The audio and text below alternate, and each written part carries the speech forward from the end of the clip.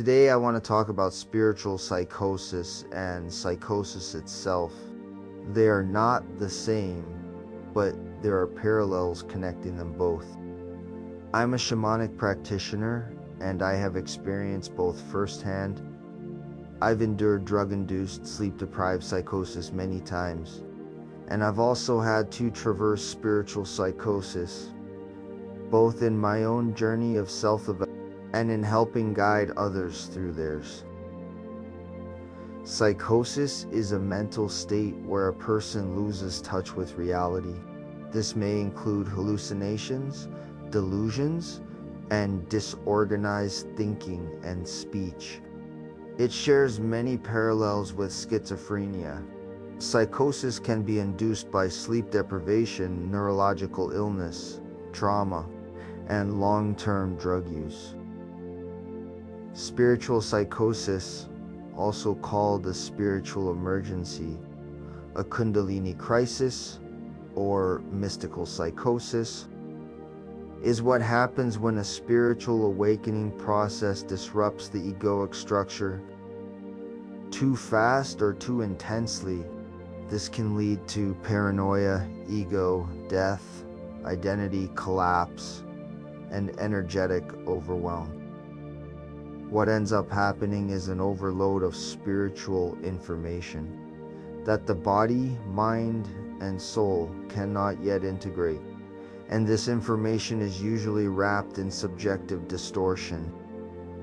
The individual becomes over-identified with their own egoic projections. For example, someone might see a vision or have a dream and instantly believe it to be objective truth, when in reality it was symbolic, something meant to be integrated, not clung to. Both psychosis and spiritual psychosis can include paranoia, delusions, hallucinations, ego loss, and the potential to be re-traumatized if the experience isn't understood. Now, in many cultures, schizophrenia and psychosis are seen as a shamanic rite of passage, a call to step into initiation. This is known as the shamanic sickness. Now, I want to be clear. I am not a doctor. I am not suggesting anyone stop their medication. This is not medical advice. I am simply speaking from my experience.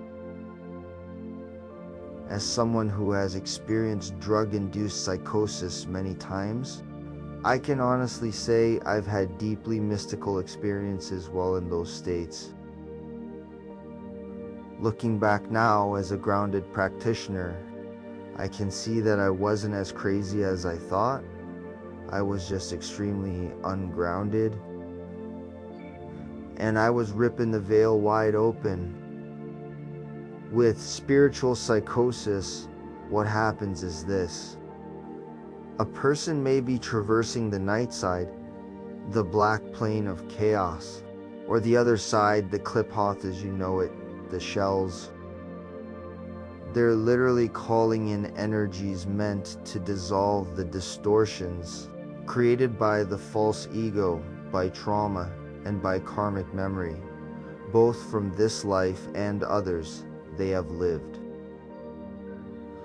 But in order to fully integrate these energies into the mind, body, and spirit,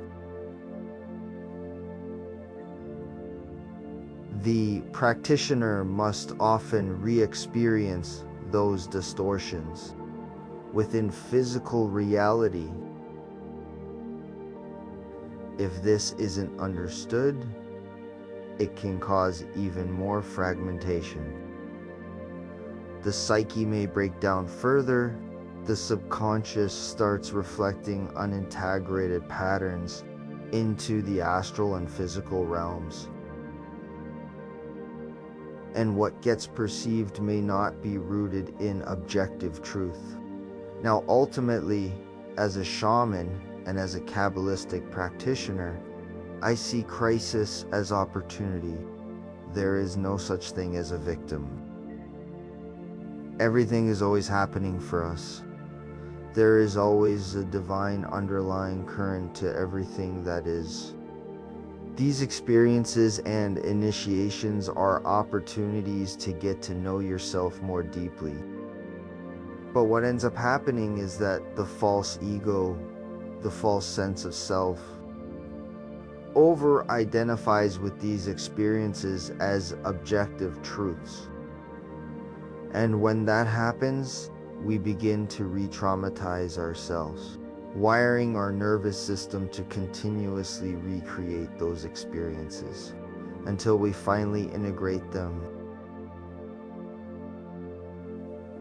This is why it's so important not to over-identify with any spiritual experience.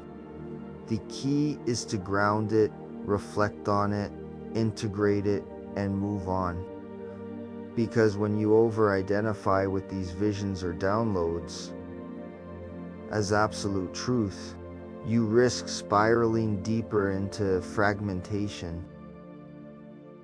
As a shaman, I 100% see both psychosis and spiritual psychosis as a rite of passage, an initiation, and a sacred crisis. I see opposition as opportunity. I see the adversary as a great teacher, and I am deeply grateful to have passed through the gates of this initiatory journey. I will that you all are becoming all emanations and manifestations